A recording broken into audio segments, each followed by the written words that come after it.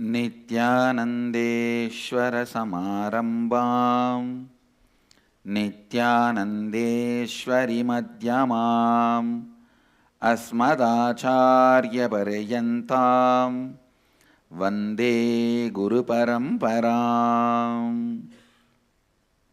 I welcome all the devotees, disciples, samajis, satsangis, Srimahans, Mahans, Tanedars, Kotaris, visitors, viewers, sitting with us through Sadhana TV, Nityananda TV, two-way video conferencing, having Nayana Diksha, and who are sitting with us here physically from all over the world in Anandavana, Varanasi. I welcome every one of you with my love and respects. The city is sitting with us in two-way video conferencing, having Nayana Diksha, Warrington, UK, Singapore Adinam, Houston Adinam, Manhattan, New York, Ponca City, Oklahoma, Nityananda Nagar Abiddi, Dubai, Diamond Bar, Sugarland, Texas, Vancouver, Hyderabad Adinam, Oklahoma Adinam, Los Angeles Adinam, Kuala Lumpur Adinam, Ohio Adinam, Vancouver, Canada, Scottsdale, Arizona, Toronto Adinam, Hyderabad Guptakashi, Seattle Adinam, Melbourne Adinam, China, Guadalupe Adinam, Chennai Adinam, Ohio Adinam, Kuala Lumpur Adinam, Redmond, and some more cities. I welcome all of you with my love and respects. Let's enter into Kathopanishad. I have to introduce the subject of Kathopanishad, then the author, then the listener, and the whole thing. But ultimately I have to say that book is authorless.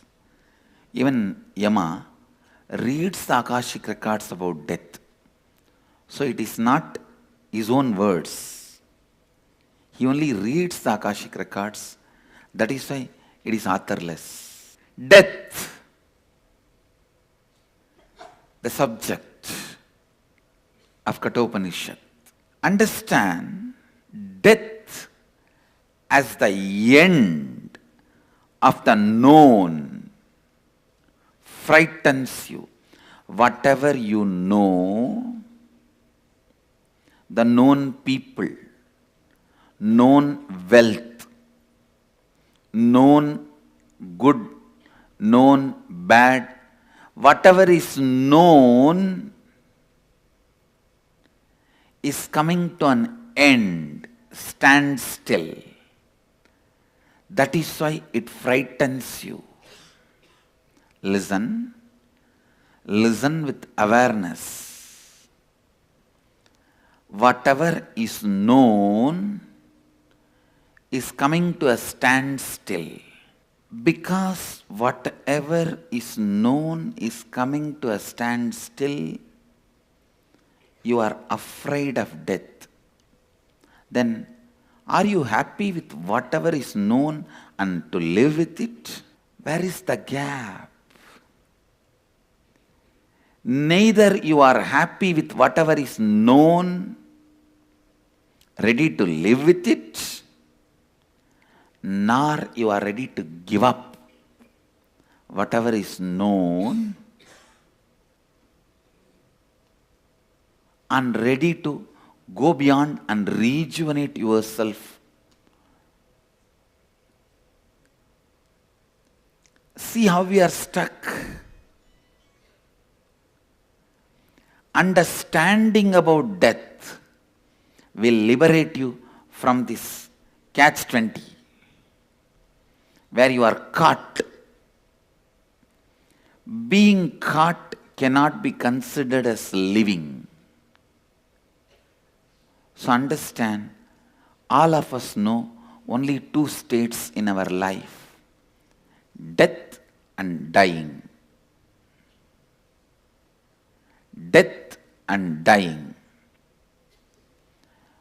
where your perception of the known ends.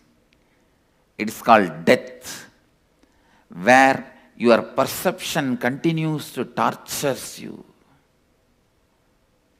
Continues to torture you. It is called dying. Listen. I am introducing one of the important sacred secret about death to you. When death is staring at somebody, decide to stare at him. Understand the secret. Whenever you stare at somebody, even if he was looking at the other direction, automatically his eyes will come and get fixed on you.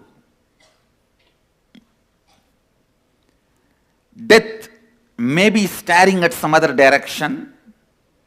If you decide to stare at him, his eyes will move, come and get fixed on you.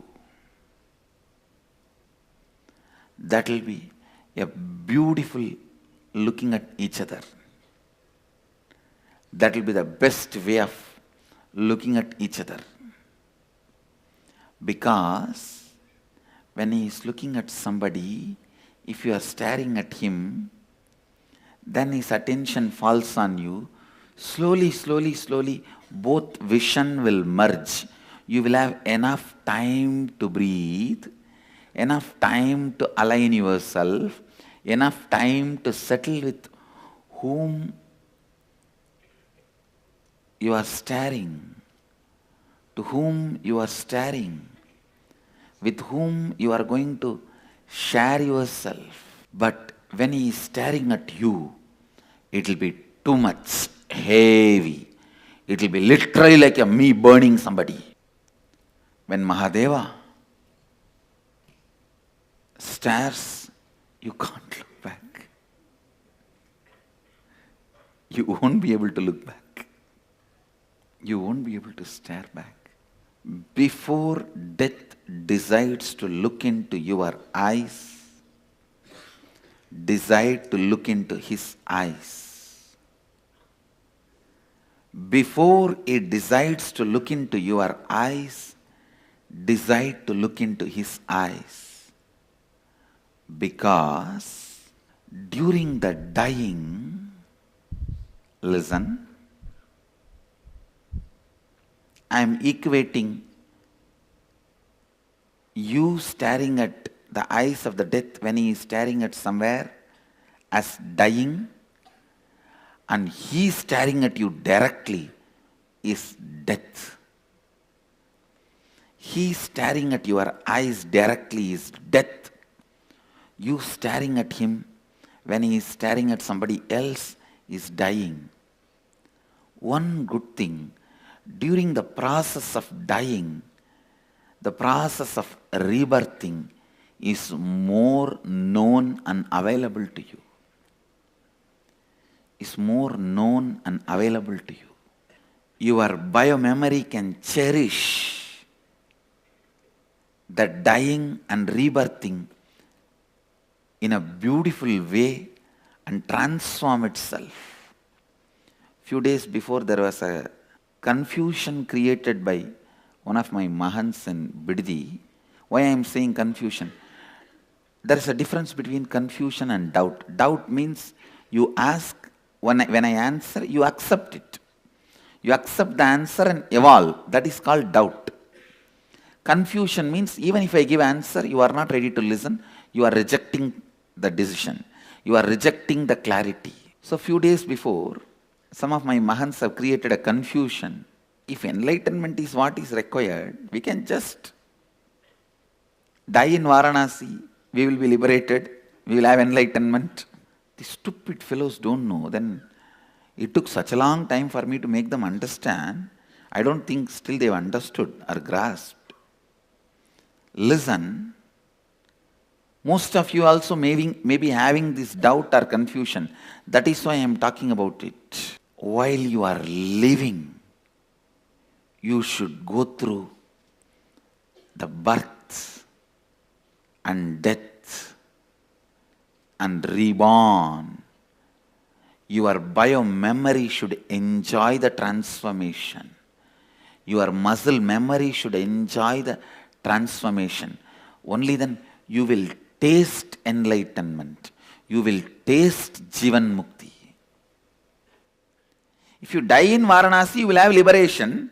But unfortunately, the person who is having liberation during the death in Varanasi is always liberated. Your consciousness.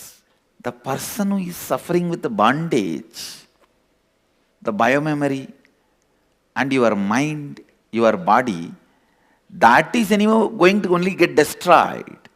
Please understand, goal of Hinduism is not Videha Mukti, means liberation after leaving the body. No. Liberation while you are in the body. Jivan Mukti. Understand? The goal of the Hinduism is Jivan Mukti, not Videha Mukti. Lakshya of Manushya Jivana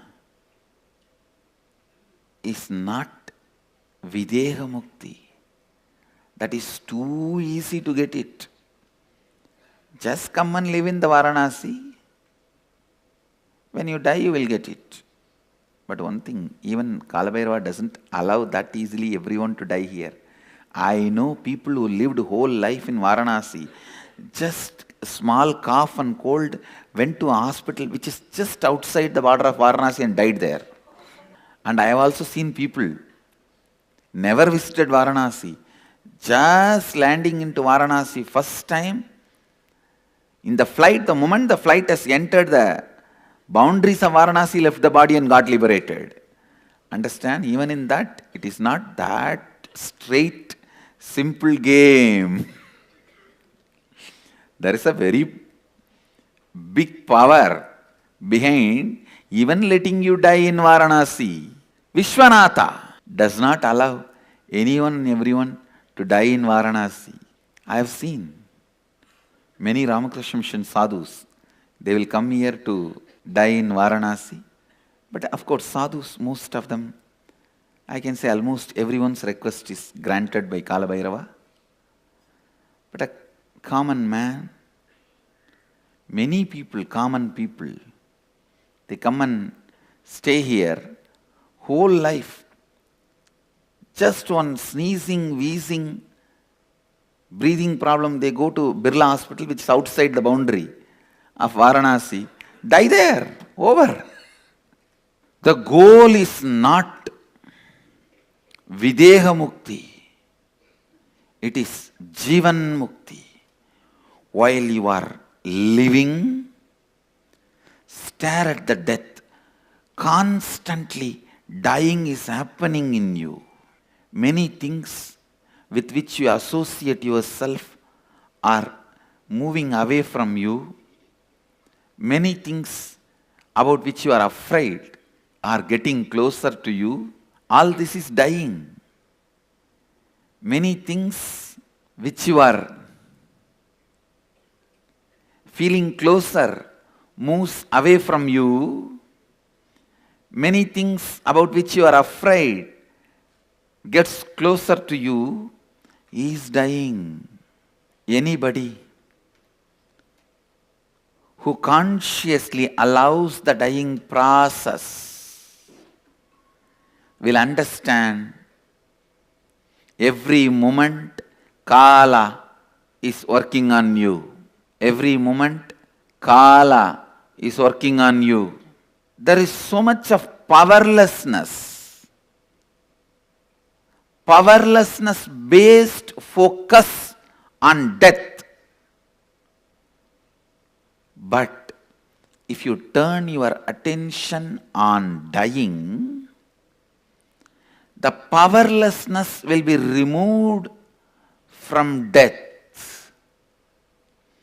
If you are waiting for death to stare at you, you are waiting for powerlessness to overpower you.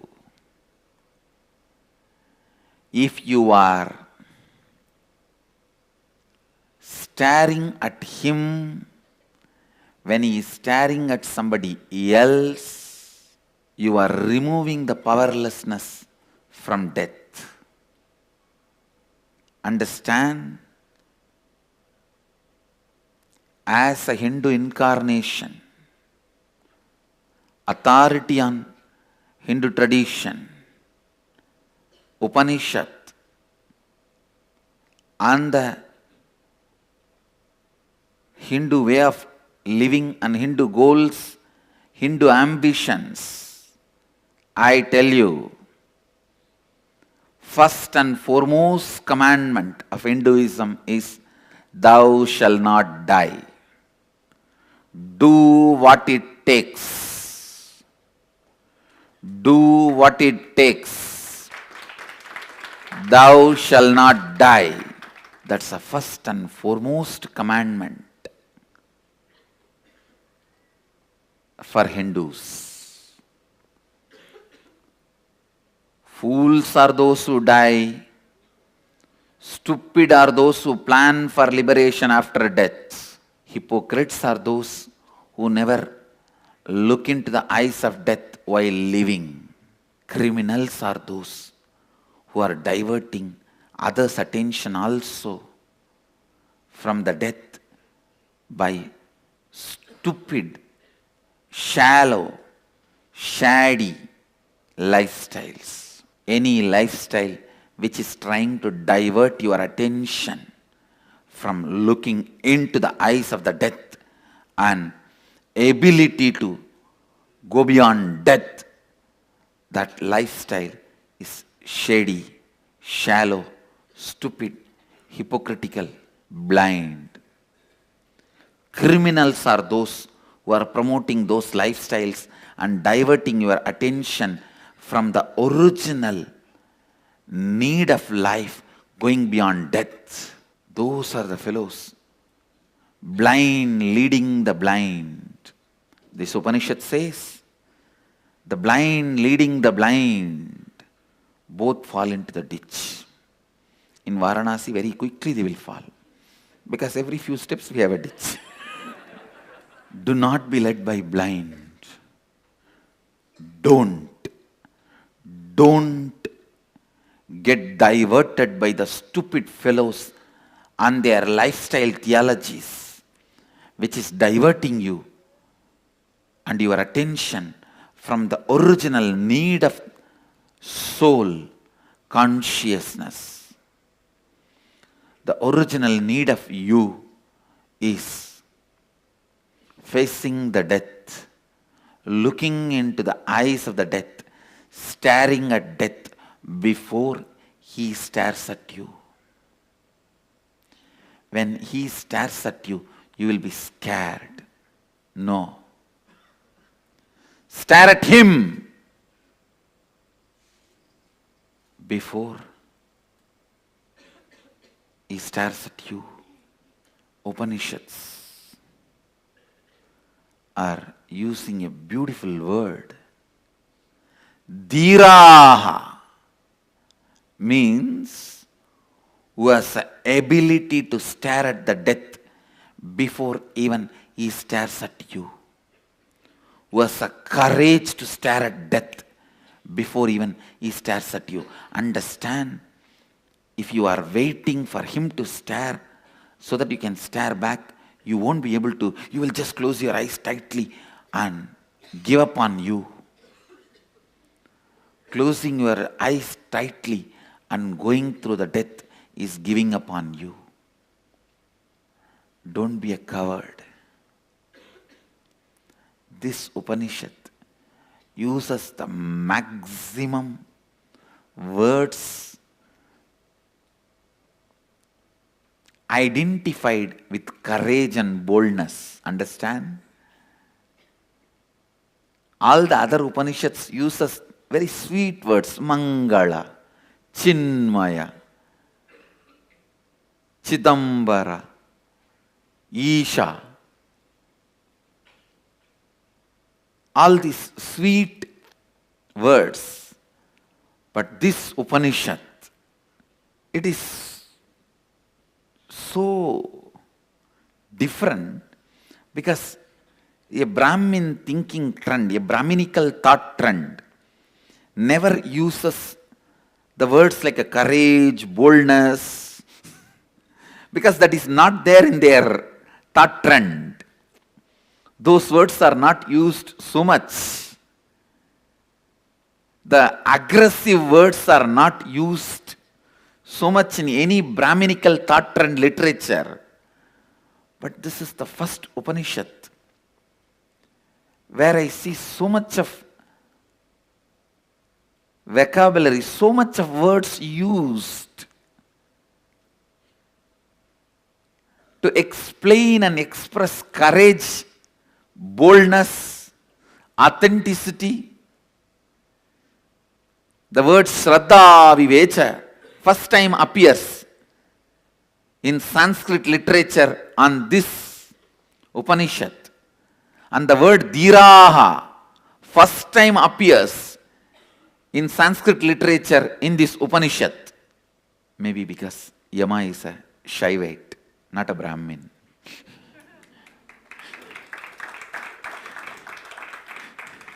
It takes for a Shaivite to utter the words of courage and boldness.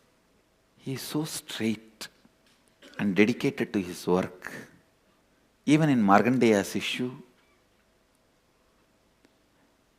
when he was trying to take the life of Markandeya, Mahadeva appears and intervenes. Yama says beautifully, "O Prabhu, it is you who ordained me in this flow of life and law of life. When you want to interfere, no one can question, but I surrender me also at your feet. Please take my life also, because my life has been ordained by you to maintain the flow of life and law of life. Now, when I am not able to do that, I am surrendering my life also at your feet." Mahadeva accepts his life into him, reprograms and says, "You will maintain the flow of life and law of life, exempting my devotees," and gives the life back to him. Understand? He is so sincere, authentic, integrated to his programming. Even when Mahadeva interfered, he said, "Prabhu, I can't question your interfering. You are above all this. You have every right to interfere, but take my life, for which you programmed me. You programmed me to maintain the flow of life and law of life, Yama and Dharma. Now, when I am not able to do that, I surrender my life itself at your feet." So death was killed once in Tirukadayur. Death was killed. Yama was killed. Then Mahadeva reprograms him and gives him life. Gives life back to him, saying, "Yes, you will maintain the flow of life, Yama, and law of life, Dharma, exempting my devotees. Name Bhakta Pranashyati." My devotees never perish. With this vow, which Krishna repeats in Gita, in the same state of Shivoham. Understand? Krishna, whatever he recited in the space of Shivoham is Gita. Vishnu took 10 incarnations. I can say 24 as per Bhagavatam, to worship Mahadeva. In all 24 incarnations, he did Shiva Puja. Shivalayas established by him is there in all 24 incarnations. As Kapila, the Shivalinga installed by him are there in more than 3 places. One in Mahanirvani Pita, one in Tirupati, Tirumala, Tirupati was one of the tapastali.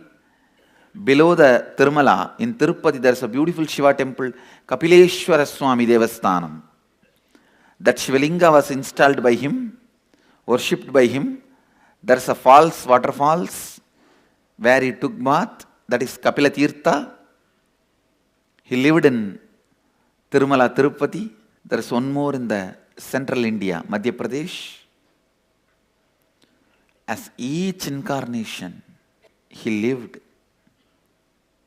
worshipped Mahadeva. Listen, all the akhadas, the founders are the incarnation of Vishnu, incarnations of Vishnu. But the God is Shiva. All akhadas are Shaivite akhadas, the major akhadas. And the founders are Vishnu's incarnation, Juna Akhada. Dattatreya is the founder, who is the Vishnu's incarnation in Bhagavata Puranam. But the deity worshipped is Shiva. It's a Shaivite Akhada. But the founder is Dattatreya because he himself is a Shiva Bhakta. Mahanirvani. Kapila Rishi. Kapila is the founder. But the deity is Shiva because he himself is a Shiva Bhakta. Many akhadas founded by Vishnu, Vishnu's incarnation. But the God is Shiva. As a Rama, he installed Shivalinga in Ramanagara, Bididi, and Rameshwaram.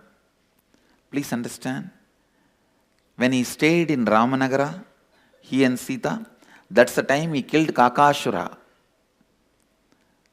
Kakashura is the demon who came in the form of a crow and disturbing Sita. He killed Kakashura. To get rid of that sin, he installed Shiva and worshipped. So in Ramanagara, there is a Rameshwara Swami. And even now crows don't fly over Ramanagara. Understand, such big forest, you will see all birds, not a single crow. You will see all birds, but not a single crow. Yama Dharma, Lord of flow of life and law of life. Yama, Niyama. Yama and Dharma. Whoever decides to stare at death before he stares at you is Shiva devotee. Understand? Shiva Bhakta means doing what he is doing, being what his being is. Shaivism is the tradition to educate you to stare at death while you are alive. Never you are allowed to divert your attention from death till you are liberated. That is why the sacred ash is the symbol of death. Understand? It is symbol of dying, that everything is going to become this. You apply sacred ash from the time you wake up till you go to bed, before eating, after eating, before sneezing, after sneezing, before drinking water, after drinking water. Every time you are requested as to apply bhasma. Even I am slowly aligning myself to that. Before eating, after eating, before going to bed, after waking up. During all these times you are asked to apply bhasma, just to remind you constantly that this is the way life is going to be. Let your attention be on death till you are liberated. The good news is, if you put your attention on death, you will be liberated. The great news is, you don't have to put your attention on death your whole life. Just few days without getting diverted, put your attention, that is enough. You will have liberation. You will have liberation. Understand, no one needs to declare me as authority. My authority comes from my authenticity. I am telling you, with all my authentic authority, the first and foremost commandment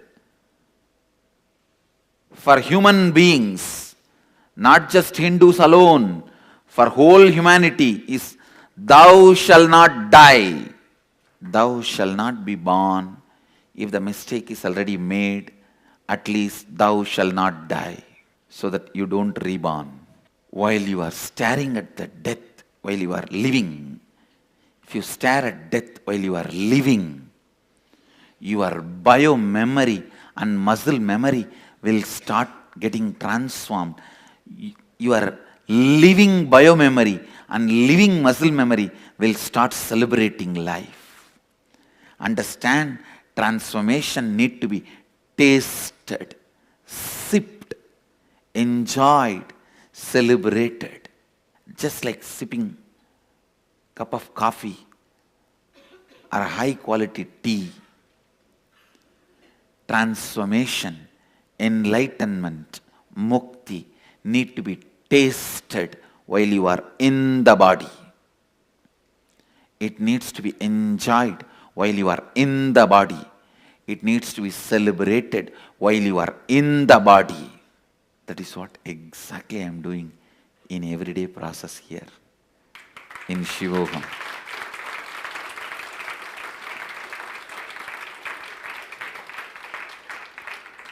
This is the most powerful, amazing combination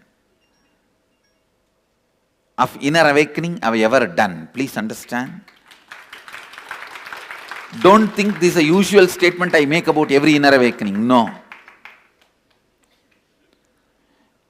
The usual inner awakenings where your effort is the first priority. Shivoham is where my effort is the first priority. Me gifting is the first priority. The problem is, even when I gift, you fall into self-doubt. Am I worthy of qualification? Am I ready to receive? And you use all your effort to disprove, I have not given you, you have not received it. You become so violent. Actually, if you are given something, you feel you have been humiliated. I cannot earn or what? Who are you to give? I'll prove you have not given.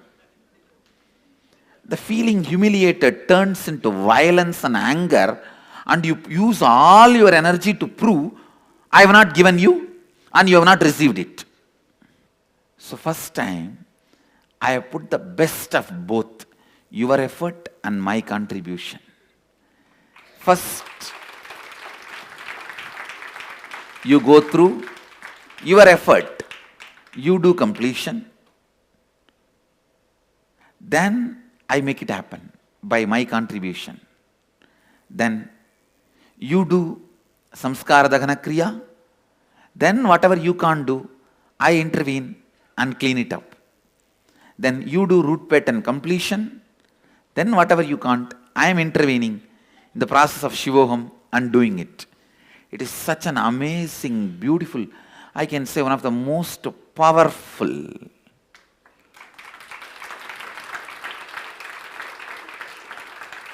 combination, most powerful mix.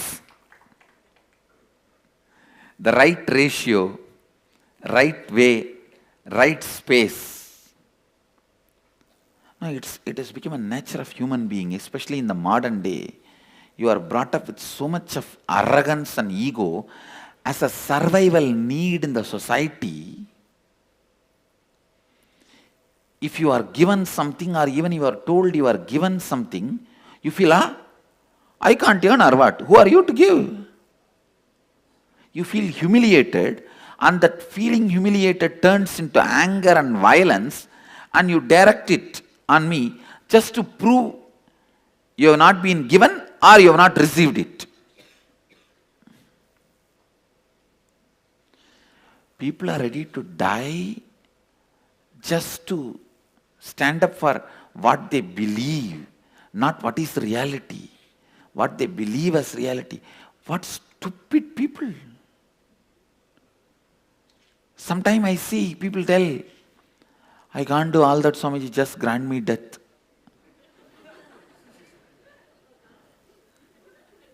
They can't do meditation, they can't do spiritual practice, they can't do enriching, they can't become integrated, authentic, but they're ready to die. Oh God. No,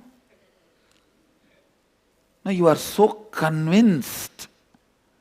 You are ready even to die,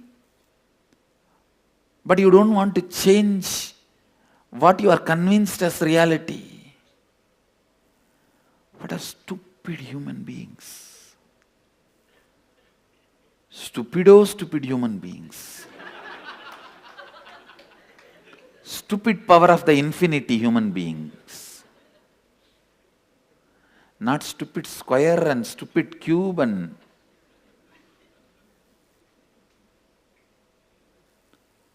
stupid to the power of 4, stupid to the power of infinity. I can coin a new word, stupinfinity. Stooped in stupidity for infinity is stupinfinity. Stooped in stupidity for infinity is stupinfinity. The new word and the definition of the word. People who are ready to die but not ready to change what they perceive as reality. What other word you will use about them than stupinfinity?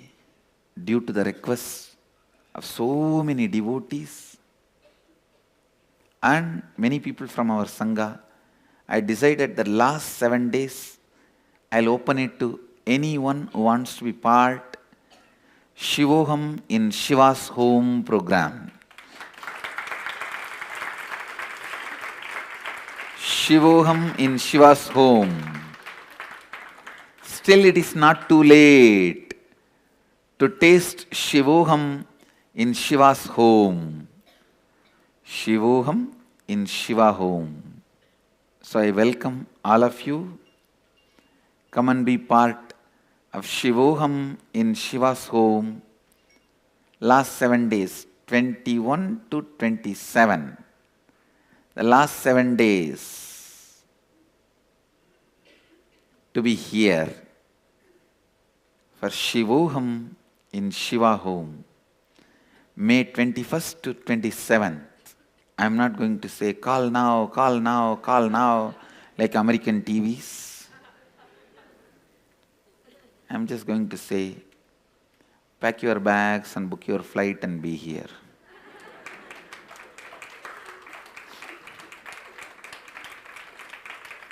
Death is such vast subject. But I will introduce the subject from the context of Kathopanishad. What you need to know about death, what all the understandings about death will make it easy for you to realize the Upanishad. From that angle, I will continue to expand on death. Death, I am expanding on death in the land where I myself died. In 1999, I myself went through death experience in the same Varanasi in Manigarniga Ghat, the land where death is liberation and celebration, where I myself went through death. I'll continue to expand on death. I experienced my own Yama Dharma's dimension and my own Naciketa's dimension in this Varanasi. So I am the speaker and I am the listener. It's the same place where all the IA participants, all of you are going to go through the death process. I am the speaker, I am the listener when it comes to death in Varanasi, because I entered as buffalo, became Naciketa, and became Yama Dharma, realized the secret of death, entered as ordinary beast, buffalo, and slowly evolved as a Naciketa seeker, and achieved the space of Yama Dharma by knowing the secret of death from Mahadeva, Kalabhairava himself. So what you see in the background, all the trees, my own 3 different dimensions. I'll continue to expand on death. With this, I bless you all.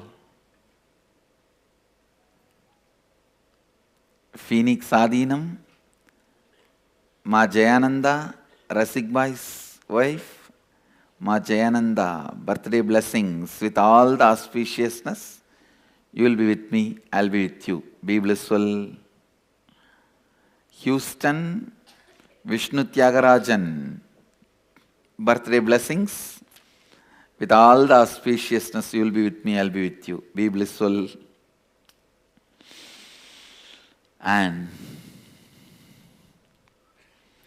blessings to everyone. It's time we move to the next segment of the morning satsang. I bless you all. Let you all radiate with integrity, authenticity, responsibility, enriching, causing, living Advaita, the eternal bliss, Nityananda. Thank you. Be blissful. Nityananda Dhyanapītam, Nityananda Nagar, off Mysore Road, Bidadi, Bengaluru. Phone 08027279999. www.nityananda.org. www.youtube.com/Life Bliss Foundation.